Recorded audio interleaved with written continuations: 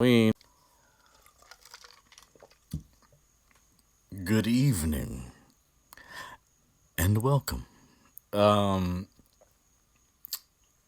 so quick backdrop sound effect alert. That's Georgia. That I don't. I'm not even gonna blend into Puerto Rico this time. We got crickets. There are no open windows or doors near me. That is just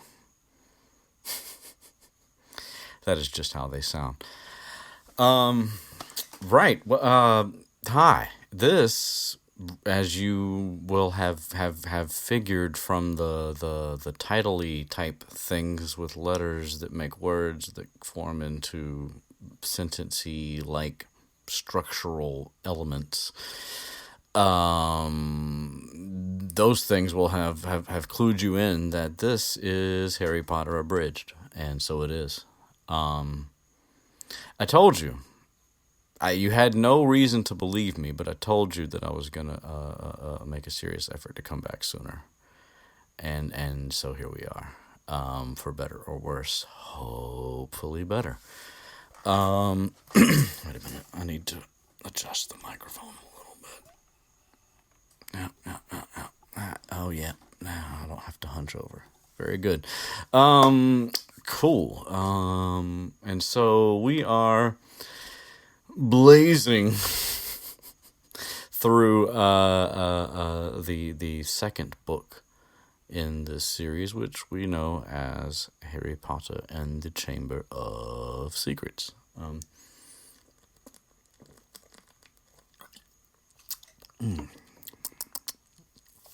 Tasty. And if you are listening in order closely enough to remember the previous episode,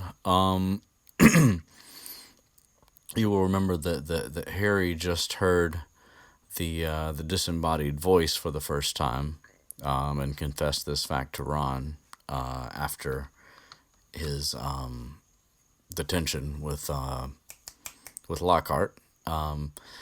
And so we move on to the part of the story where things start to get a little bit more.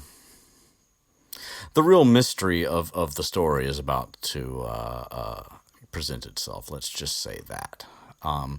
The hearing of the voice was the seed, and now we're getting a little sprout, a little mystery sprout, as it were, budding up from the soft earth. That's what's happening. This is chapter 8. It is entitled The Deathday Party, which, pretty cheerful title. Right, so October has arrived. Which I don't know about you, but like there's something about the Potter series in general that just feels like it all takes place during the fall and winter, which is not true at all. As the movie likes to show us when it does those like, here's the season change, out exterior shot, snow, brown leaves, whatever other things. So yes, in this particular case, October has arrived, and it has brought with it a damp chill. So that's comfortable. And we hear about Madame Pomfrey's pepper up potion, which works instantly, though it leaves the drinker smoking at the ears.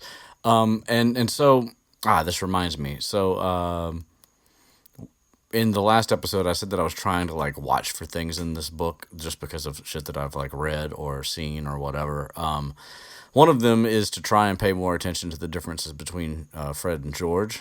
And then the other, and this is particularly important to remember right now, and I guess the reminder's right here on the page. But anyway, it is to pay attention to Ginny, because we know that she's well, we know that she's very important.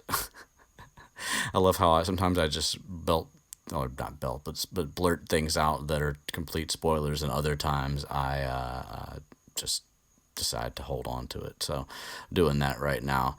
But anyway, we're paying attention to the state of Ginny because of her. Okay, fucking fine. She's opening the Chamber of Secrets. God damn it.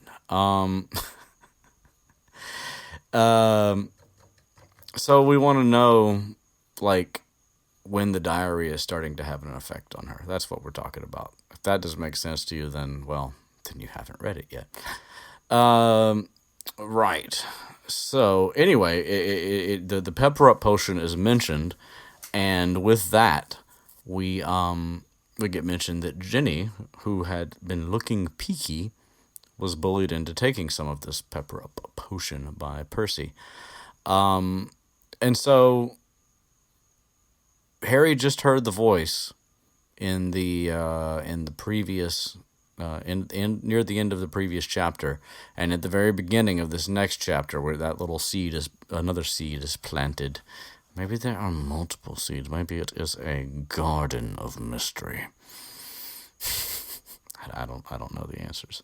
I'm just doing this thing. So, and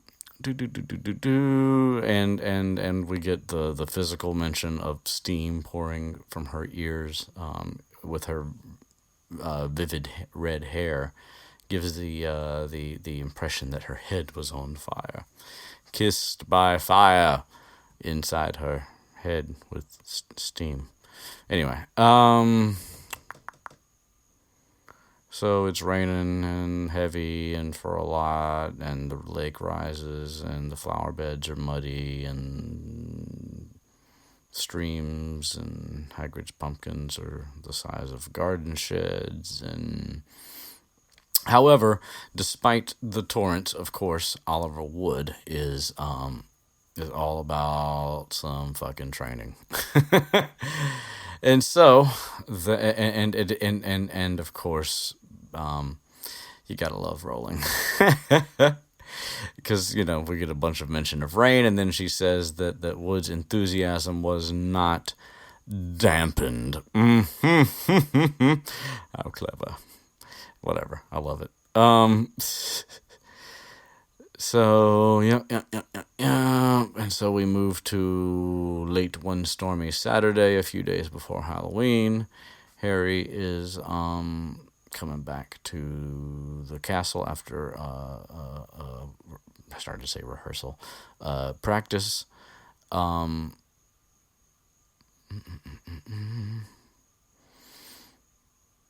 And we learned that it wasn't a particularly happy practice session because despite, or no, damn it, neither one of those. Those mean the same thing, and neither one is correct. In addition to it being rainy and windy and just generally uncomfortable, we find out from Fred and George that they have been spying on the Slytherin team, and that these, on their all new brooms, they're just green blurs. They're just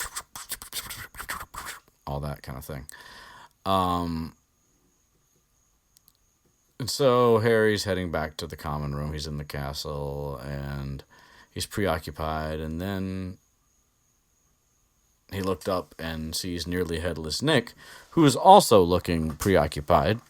And so they end up having a conversation, and in this conversation, we first get Nick kind of muttering to himself because he's gotten this letter.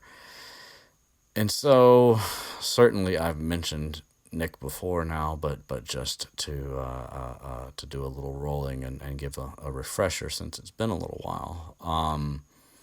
Nick is the Gryffindor ghost, and he was supposed to have been beheaded for whatever reason.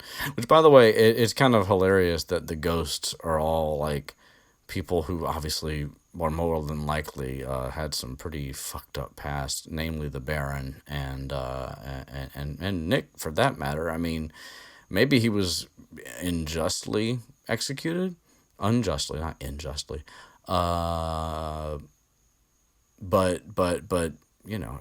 regardless, he was supposed to be beheaded for whatever reason. The axeman was horrible and his blade was dull, and so Nick is nearly headless. He doesn't prefer that. He prefers his real name, which is Sir Nicholas de Mimsy Poppington, I believe. But anyway, so we find out from Nick that his does that happen first? I read it not too long ago. Listened to it actually. Dun, dun, dun, dun, dun. Visual description of Nick. He's a ghost. I'm gonna skip that. He looks like a ghost. Spoiler alert. So he tucks this letter that he was reading to the side, and he's like, "You look troubled." And Harry's like, "Yeah, you too. See what I did there?"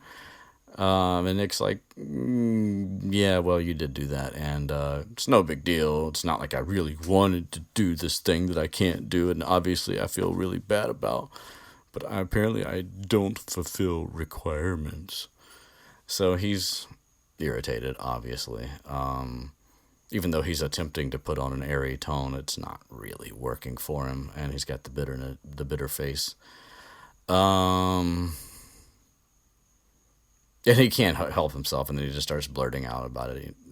But you would think, and so that's where we get the details of his execution. That he got hit 45 times in the neck with a blunt axe. 45 times. And so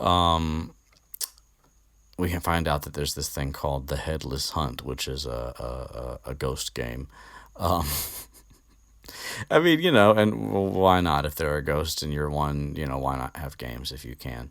But it is kind of hilarious because, I mean, obviously, in theory anyway, anybody who died because of beheading was probably a criminal of some sort. So there's all these ex-criminals running around. I don't know. Who knows? Maybe that's the point. I'm not really. I don't. Who knows? If you know, Jorge. Anybody else? Comments. Right, and so Harry's like, "Oh yeah, Headless Hunt. Of course you should. Whatever you say, Nick. Because obviously I'm supposed to agree with you." And of course Nick's like, "Nobody wishes more than me that it had been a quick and painless, death, but no." So, it is kind of insult to injury, regardless of what he did in his past life. A botched execution like that is pretty horrible. And so he reads from the letter and then blah, blah, blah about huntsmen whose head haven't parted with the company with their bodies because they do, like, head-related sports. And if your head...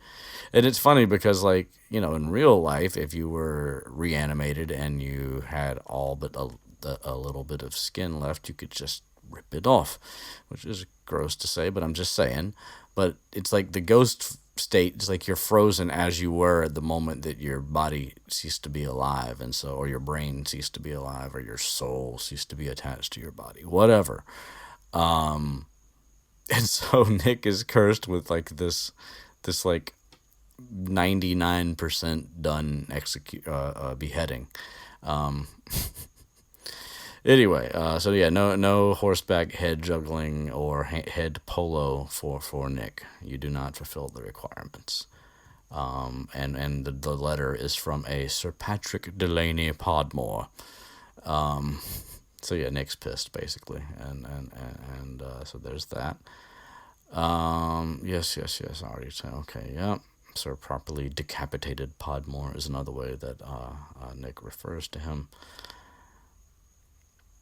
And so Harry's like, yeah, no, well, I'm sorry. Nick is like, so is there anything, that I could do for you? And Harry's like, yeah, no, it's cool. We just, we're practicing in the rain, and the Slytherins have brand new brooms. All of them do. So, but he's just getting started saying that, and then before he even gets his sentence finished, he hears a mewing or meowing, and he looks down and sees Mrs. Norris, which, by the way, okay, this tangent again for a second, because this is something I thought the other day too. Why Mrs. Norris? If you're going to use one of these in the first place, the Miss or the Mrs. or the whatever else, because Filch is Filch's last name, so she's not Mrs. Filch. Why is it? Is this an English joke? Is this like something that a lowly, undereducated American like myself might just be missing? Lord knows there's been plenty of other things that I've missed. Is this one of them? Is there like a character from English literature, or is there anything that would make this into something more than just a random name? Probably is the answer to that, because Rowling likes to do her homework, but I don't know is what I'm saying. So if you do know, comments. Right, and so as soon as Harry sees Mrs. Norris, the cat, he knows that Filch is probably on the way, because they have like some sort of weird thing, which, well, I'll come back to that hopefully. And so yeah, Nick's like, get the fuck on, because Filch is in a shit mood and he's got the flu, and third year did some bad stuff with frog brains, and he's been cleaning all morning, which, if you think about it, that's saying it right there, because, well, all right, we're getting there. We're getting there. It's not even so much about spoilers as it is about just not spoiling this chapter, so I guess that makes it about spoilers, kind of, but just, we're getting there. Right, so Harry's, like, heading away, but before he even can get, like, into a good stride, fucking Filch shows up, and he's in a right state, let's just say. He's just shouting, "Filth!"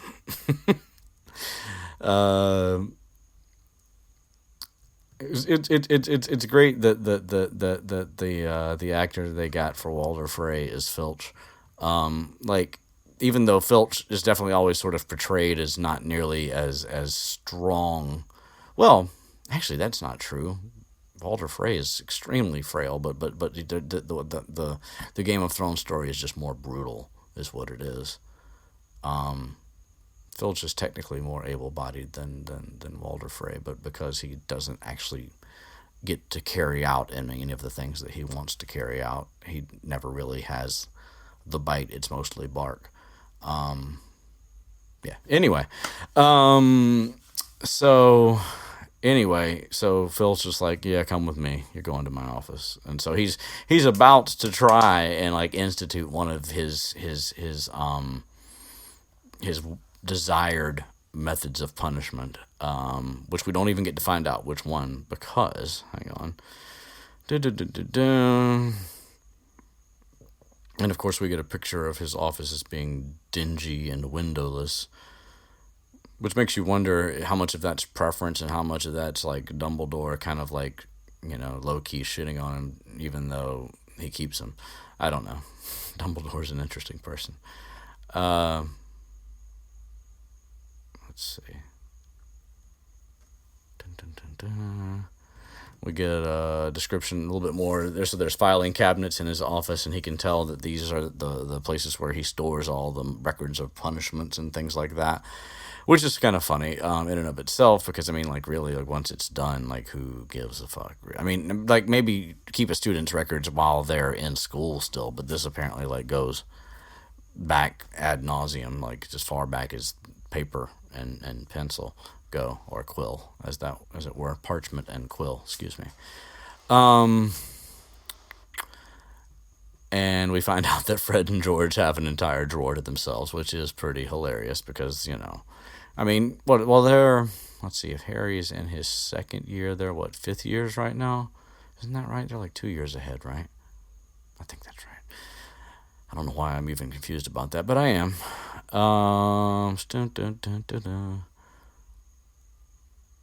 Oh, and so yeah, we get a look at the highly polished collection of chains and manacles, which is kind of funny because the place is dark and dingy, and yet his preferred torturing devices, which he never actually gets to use, are highly polished and ready to go. So there's a little look at his priorities, which are a bit, fucked if you want to just get down to it. Bum, bum, bum, bum, bum. And he just starts just spouting out like random things that are pissing him off, such as dung and great sizzling dragon bogies, which for Americans is boogers. You probably know that, but whatever. Frog brains, rat intestines. And he's all like, make an example.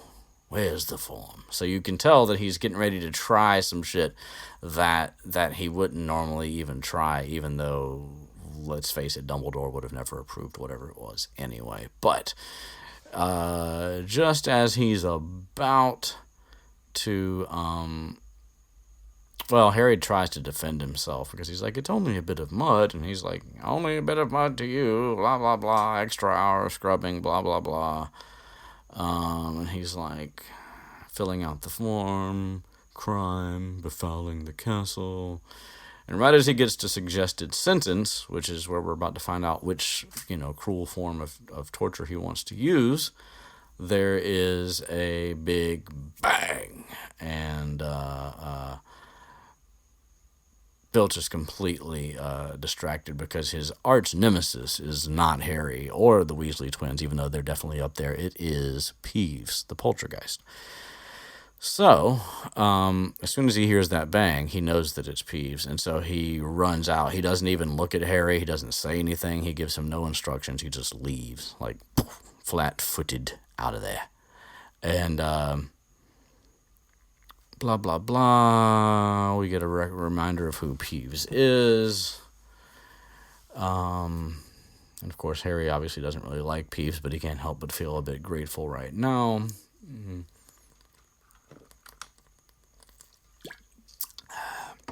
And so Harry's like, well, I could leave, but I should probably hang back and wait for him to come back. Even though, obviously... imagining having to deal with Filch after he's dealt with Peeves. I mean, unless he succeeded, then he would be kind of happy. But anyway, whatever. So Harry's just hanging out, and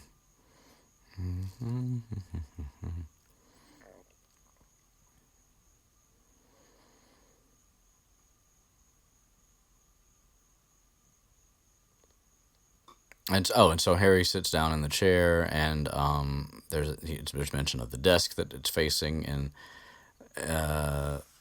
it says there's only one other thing on there aside from the form that Filch was just about to fill out, and it is a large glossy purple envelope. And so Harry picks it up, and we find out that it's like a the description of this thing. It's a course, like a teach yourself at home kind of course, but like the wording of it reads like almost like a oh, for fuck's sake, not a commercial, although it is a commercial, infomercial. There's the word I'm looking for, with that, like, feel out of step with the world of modern magic? Find yourself making excuses not to perform simple spells? Ever been taunted for your woeful wand work? There is an answer. Like that. That's yeah. And so it goes on, and there's testimonials and people who are like, talking about how they sucked at magic and then they got better at it. And they're funny. They're pretty hilarious, actually. I'm just not gonna do all that reading. So Harry's like, oh, this is really strange. And he's like, why does Filch need a quick spell course? Because it hasn't occurred to Harry that anybody at Hogwarts wouldn't be a witch or wizard or warlock, whatever. I look it up all the time, and I always forget what the difference between a wizard and a warlock are in this universe. But anyway, whatever. That's neither here nor there. Although I do think that one of these, yep, one of the people in the testimonials is a warlock DJ Prod of Didsbury. Anyway, so yeah, he's like, does this, he thinks then for the first time, does this mean that Filch isn't a proper wizard? Like what? So he's checking it out, and then like he hears the footsteps, and he's like, oh shit, Filch is coming back. So he puts the stuff back in the envelope, and he tosses it back on the desk. And of course, it lands on the desk like 2 feet away from where it actually was originally, which of course, by the time he realizes that, Filch is already in the room. And Filch looks at it and looks at him and kind of like freaks out. He's like, have you, And Harry's like, no, I, no. And he's like, then Filch does like the asking for a friend thing. He's like, not that it's mine, for a friend, but still. And Harry's like, what the fuck? It's like Filch is looking like crazy right now. He's looking like his eyes were popping. A tick was going in one of his pouchy cheeks. And he's like, get out of here. Don't say anything. Not that it's mine, but get out. You out. So Harry's like, oh, shit, okay, and I'm out. And so as he gets a little bit further out, he runs into Nick again, and Nick is like, did it work? And he's like, you? And he's like, yeah, I told Peeves to do that. And he's like, oh, well, thank you. And he's like, I wish there was something I could do for you. And nearly headless Nick is like, well, as it turns out, let's see, his 500th death day is on Halloween. And Harry's like, oh, cool. And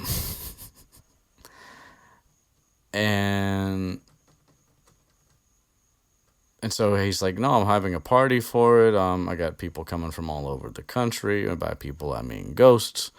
And he's like, it would be such an honor if you can come. And he's like, oh, and you can bring Mr. Weasley and Miss Granger. And he's like, I'm sure you'd rather go to the feast, though. He's trying to give him an out. And Harry's like, no, that's cool. I'll come. You did get me out of trouble with Filch. So Nick, like, kind of his spirits are all lifted, which is sweet, and he was obviously down. And Nick's like, and two, when you see this Patrick, the one who denied me, make sure you tell him that I'm really scary and impressive too. And he's like, you're kind of pushing it, buddy, but sure, that's cool. Yep, I'll do it. And so, and scene. And we come back up, and we're in the common room, and it's probably the next day or later that evening. I don't remember yet. Yeah, it is later that evening. And Hermione's all like, a death day party? And she's like, all like looking at the positive aspects of going to a death day party, like that, there aren't that many living people who could say they've been to one. It'll be fascinating. And of course, Ron being Ron's like, why would anybody want to celebrate the day they died? Duh, that sucks. I love you, Ron, but you kind of young and stupid too. But Ron's also like doing his potions homework, and he's in a shit mood, and he's like, sounds depressing to me. Which, I mean, objectively, he kind of has a point, but, by the same token, if you did choose to come back as a ghost, the only thing you have to mark is your death day at this point. I mean, I guess you could still celebrate your birthday, but that seems a little less relevant when you're not alive. So, I mean, I'm gonna point to Nick.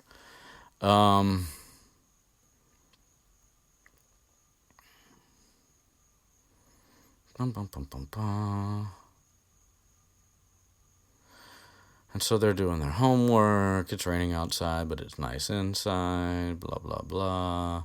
Fred and George have a salamander that they rescued from the care of magical creatures, and they're trying to... Because it's like a fire-dwelling lizard, so they're trying to figure out what happens if you feed it a filibuster firework.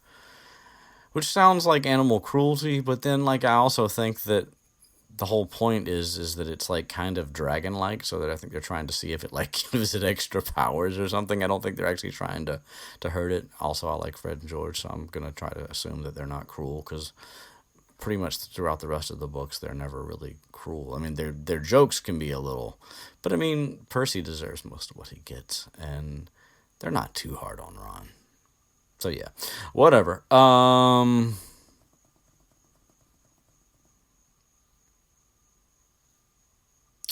And so Harry's just about to tell Ron and Hermione about Filch and the quick spell thing, and then the salamander whizzes into the air, emitting loud sparks and bangs. Dun dun dun dun dun dun dun. And then it escaped into the fire, with accompanying explosions. I'm like, did the salamander do like the flu network shit without flu powder? Did that what happened? If it disappeared, or did it just go sit in the fire and disappear behind the flames? Anyway, and you know, Percy freaks out, but there's no dialogue. It's just described, and so Harry forgets about all that stuff because the spectacle of this insanity drives it out of his mind. So we're cut scene again, and we come back up to Halloween. And Harry's like starting to regret his promise to Nick, because of course he is. The Halloween feast is one of the more memorable and notable feasts of the year, even though you're kind of like feasting every day for breakfast and lunch and dinner. But you know, the holiday feasts are always something special because of the decorations in the Great Hall, and the meals go like up an extra notch. So anyway, whatever. So yeah, Harry's like, fuck, you know, that was rash, but you know, he did get me out of trouble. So, and everybody, of course, it's mentioned that everybody else is anticipating the Halloween feast, which, by the way, Americans or non-England English speakers, Halloween is not spelled the same. It's not one of those words you would expect. It's not like color where they add a U or something. Halloween is a contraction, and they still have the hyphen in it, because it's like Hallow Evening or whatever, and so it's HALLOWE'. So it's spelled the same. It's just got an apostrophe between the E's. Which is interesting, because it's like, well, I guess it makes sense in a way, because like the some of the other contractions are strange too. They're not exactly perfect. So anyway, just a side note. And of course, the Great Hall has been decorated, because they're going to see all that stuff at breakfast and lunch the same day, so they know that the Great Hall looks awesome. So they do get to see it, but it's still. And also, there were rumors that Dumbledore had booked a troupe of dancing skeletons for the entertainment. Dancing skeletons, ladies and gentlemen. But of course, Hermione, being the moral compass, is like, it's a promise. You made a promise. So you said you'd go to the Deathday party. So, of course, they go. And somebody can dispute me on this in the comments, and that would be great. But this is another one of those periods, or one of those like things in the book where I feel like the description of time passing doesn't match what it seems like it ought to be in order for it to be realistic. And to be fair, the last time I said that about Lockhart's lesson, Mandy described what actually happened, and I was like, well, okay, yeah, you're right, it was a normal size, there was enough time accounted for, so maybe it's the case here. But anyway, so they're going to go to the Deathday party, and when they leave, it's going to be like too late to go to the feast, or maybe, well, there's going to be distractions, but the sense that you get is that maybe they might catch the dessert course, the puddings, as it were, which, by the way, if I haven't mentioned that before, and probably I have, That's what happens when you do episodes this far apart. It's hard to remember. But for a long time, I didn't realize that pudding was. I know I mentioned this now. I remember, but that pudding meant dessert.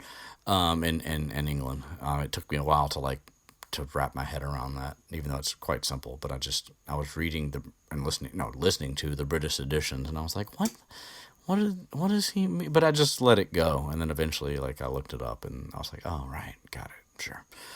So anyway, so they get to the party, and it's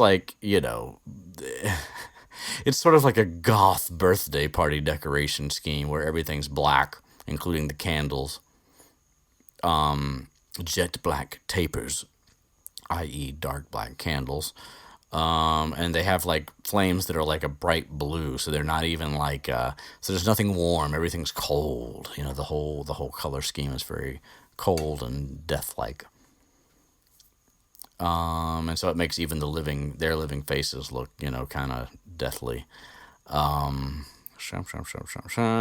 It's cold because, as we've learned before, the the ghosts are cold. Like if you walk through them, it feels like you walked through an icy shower or something. So the temperature is dropping because it's in a dungeon, so they're going down anyway. So it would get cooler anyway, and then you multiply that by all the presence of a lot of ghosts, and so you have lots of cold. Anyway, dun dun dun dun dun, and then they hear this sound, and it sounds like the description is 1,000 fingernails scraping an enormous blackboard, which is just a horrible thought in and of itself. And Ron's like, "Is that music? The fuck?" And we find out in a minute that it's like musical saws. Da da da da da. And Nick is at the door. He's welcoming everybody. I'm so pleased you could come. Blah blah blah blah. And so there's hundreds of ghosts there, which we would have assumed there would be. And they're waltzing to this dreadful music, which is weird because I'm like, were musical saws like a thing at that time period, or are they just trying to? Is she just going for the gag here? I don't know the answer to that.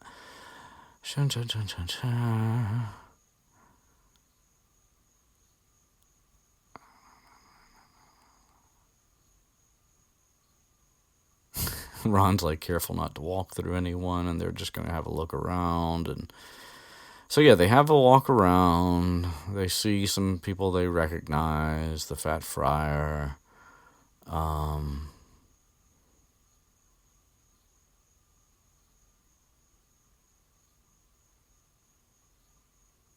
Bloody Baron's there, but most of the other ghosts are avoiding him.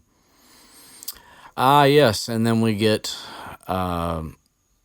our first introduction to Moaning Myrtle, who becomes a fairly recurrent character through the series, although she's not in every book. But anyway, which is fine because she has a lot to handle. So anyway, yeah. So Hermione sees her and she's like, "Oh no, don't go the other way. Go the other way." And she explains to them who she is and that she haunts one of the girls' bathrooms, which I also took me a while to realize that in England they might say toilet to refer to the entire bathroom, whereas in America generally we refer to the toilet as the thing you sit on or pee into. Anyway, and so we find out that she's that Myrtle is she has tantrums and floods the bathroom, and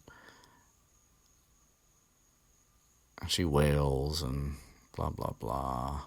And of course Ron spots food because Ron can spot food anywhere, even in a place where there's no fit food. And it turns out it's not. It's like a rotted cake, and there's large rotten fish, and yeah, it's just a bunch of gross shit. We find out that Nick died on the 31st of October in 1492, which is supposedly the year that Columbus sailed randomly, but whatever. That's neither here nor there, I am certain. Ba, ba, ba, ba, ba, ba.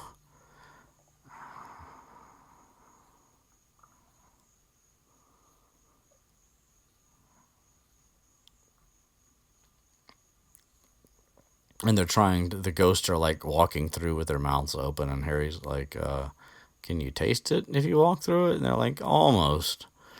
So the whole idea apparently is that they let the stuff get really rank so that maybe they can get like a little bit of flavor out of it. I don't even really understand how that works, but whatever.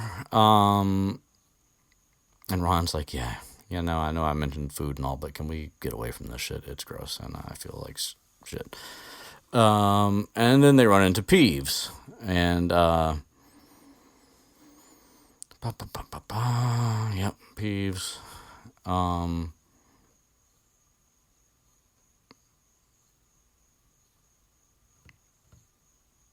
And for whatever or for however, Peeves happened to be like spying on them or eavesdropping on them when they were talking about Myrtle.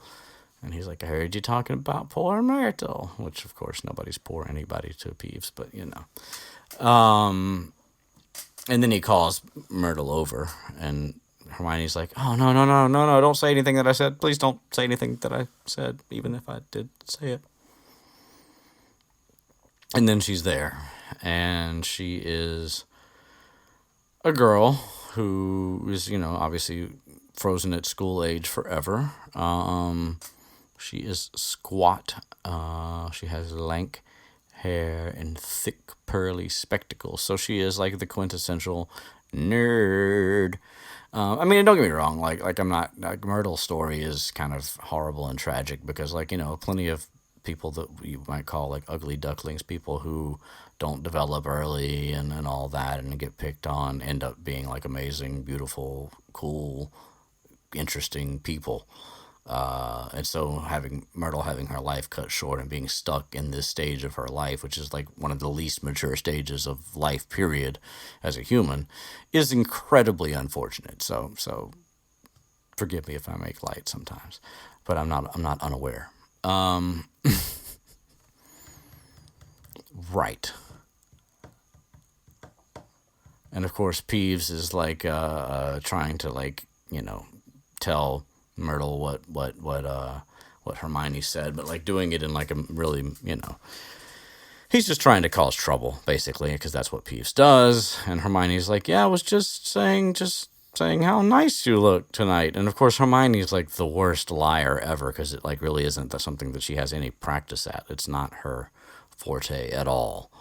I mean, she can do it, and when it's like a white lie, she can do it as well as anybody probably. But like when she's put on the spot like this, and she has to make up something, she really sucks because she's uncomfortable. She doesn't like. She's not happy with herself about like what she just said about Myrtle at all. So even though they were true facts, hashtag true facts. And she's like, no, really? She's really going for it, too. She's doubling down because she really doesn't want to make Myrtle feel bad. And she's like, no, didn't I just say how nice she's looking? And she's like nudging Harry and Ron with their robes. There's one thing about wearing robes. You can like nudge somebody without somebody seeing your arm. And they're like, yeah, she did. And of course, Myrtle's not, even if she is stuck as a teenager, she's not stupid. She's been picked on enough. And she's like, you're lying. And so she's all, rah, rah, rah, just very. That's the other thing about her being stuck as a preteen or whatever she is. She's fucking like super dramatic. And she then talks about all the names that people have called her, which are horrible, admittedly. Fat Myrtle, ugly Myrtle, miserable, moaning, moping Myrtle. And of course, Peeves is like, you've missed out Spotty. Because Peeves is horrible. And and so Myrtle bursts into tears and sobs and flees from the dungeon. And Peeves runs after her and is throwing her moldy peanuts at her and yelling Spotty, which is just plainly horrible. There's really no reason why Peeves should be around. I think it's just that Dumbledore has a dark sense of humor. But then again, Peeves has to have been around for a long time, right? Maybe not. It's a whole other question because I mean Dumbledore hasn't been the headmaster forever, but probably just for like what 50 years or something. Is Peeves older than that? It seems like all the other ghosts are. Maybe he's not. Maybe he's from a different period of time. I don't really understand how one becomes a poltergeist out, versus being a ghost. That's never. The differences are explained to a degree in visual context, but how a poltergeist comes to be a poltergeist is not. I'm sure there's some lore that she drew from, but I have no knowledge whatsoever on this point.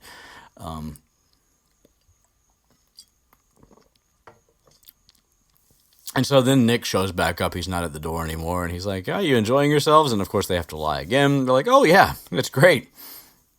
But of course, it's like you're going to somebody's party, so of course you're going to tell them that, especially somebody who's feeling insecure anyway. So I'm just out here to justify everybody's bad decisions today, or maybe describe why some of them are good, apparently. And so Nick's like, "Yeah, good turnout, blah, blah, blah. Wailing Widow came all the way up from Kent." And then he's like, "Yeah, it's time for my speech." And right around the time that he's like, "Yeah, I should probably go warn the orchestra," the orchestra stops anyway, and it's because here comes the fucking Headless Hunt, and Nick's like, "Oh, here we fucking go." And it kind of sucks because, like, from this point forward, the Headless Hunt people, like, take over the entire, like, attention of the audience. And it's like, you'd think if everybody came here for Nick's Deathday party that they would still give him the respect of letting him do his speech and then resume the Headless Hunt, because all they've got is time, right? Like, who gives a fuck what time it is? So, they're ghosts. So, I don't know. But no. He gets up there on the stage and starts his speech, but, like, within, like, a few sentences,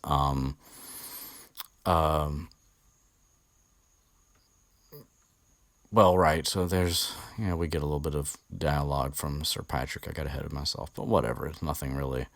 It's just kind of silly shit. And he's like, "Oh, Livens," And so Nick starts his speech, and like I said, within a few minutes, not even, they start the Headless Hunt. So now, they've walked around. They talked to, briefly, they walked to the food. They talked to the person the ghost who walked through the food for like half a second. Then they ran into Peeves, and then they ran into Myrtle. Neither one of those were terribly long conversations. Then Nick comes over, and that's a short conversation before he goes to start his speech, which doesn't last long either because it's interrupted by the Headless Hunt, and they're like, "Let's get the fuck out of here." So in my mind, I don't know, maybe feasts are shorter than I think they are, or maybe this is a longer period of time than I'm giving it credit for, but either way, in my mind, all the main food should still be on the table at this point. It becomes null and void, I get that, but the way they describe it here, let's see, and by they, of course, I mean she describes it. Oh yeah, Ron's like, "Pudding might not be finished yet." Like, just hopeful that there's still some food there, and I'm just like, I don't know, maybe, yeah. Don't you think that a feast lasts at least an hour? Did you really think they were down there? Probably longer than an hour, right? Probably closer to 2. I don't know. I don't know. Because there's no rush on Halloween. Like, the next day isn't anything important. I don't think. And so anyway, they're getting back up to the entrance hall, and then right before they're about to go find out where things are with the food, Harry hears the voice, and it's the same voice, and this time it says, "Rip." Ooh, and then it burps. "Tear." "Kill." Right. Anyway, it's the same voice. It's the cold, murderous voice. And so he's like, "Wait a minute." And he's listening, and they're like, "Harry, what the?" And he's like, "It's the voice. It's the voice." Shh. I'm hearing the voice. And the voice says that it's so hungry for so long, which I'm like, how the fuck did you live this long? You really been surviving on rats? And then he hears, "Kill. Time to kill. Which is, legit creepy. And then he hears that the voice is growing fainter, and so he's like moving. He realizes that it's going upward, so he like runs up the stairs, and they're like, what the? And he's like, this way! And so he runs and goes up and the entrance hall, and then he keeps going further up. And then it says, I smell blood. All that kind of shit. And Harry's like, it's going to kill someone. And he's freaking out. And Ron and Hermione are like, bruh, what the fuck? And he's trying to listen, even though they're running up the stairs. And then they come around a corner.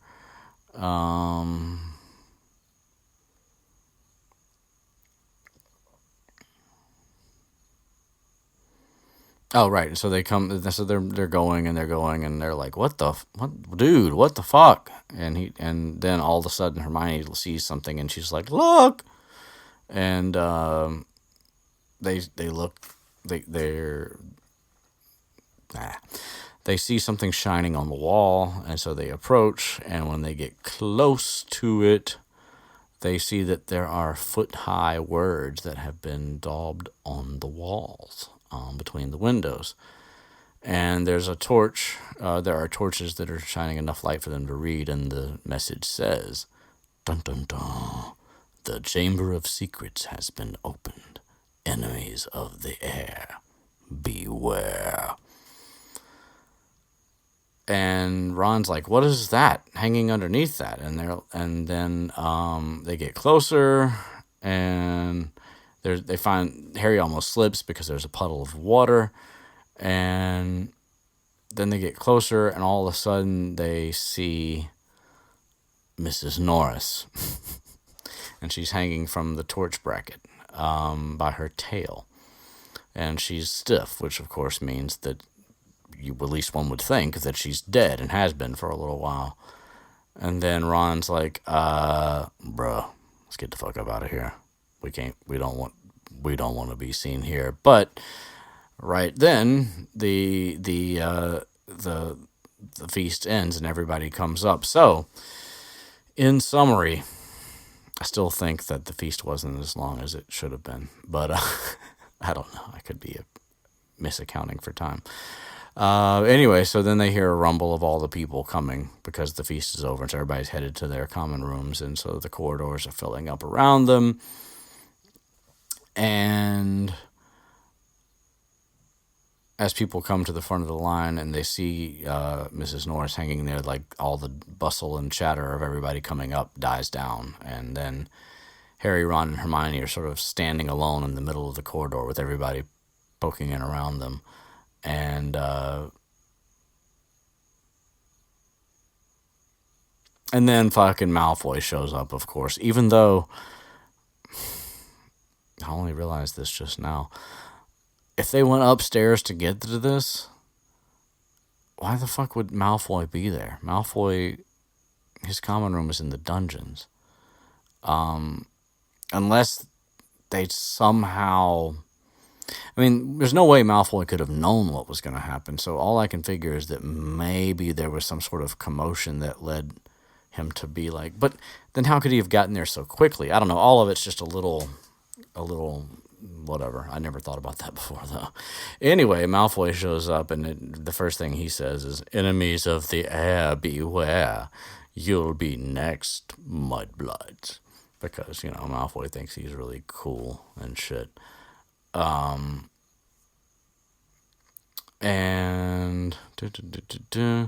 we see that his usually cold eyes, or no, not usually, his cold eyes are alive. Usually his usually bloodless face flushed. I can read, I promise. And he grins at the sight of the hanging cat. And that's how the chapter ends. So we basically we get a hint about Jenny's involvement, but it's a very small one.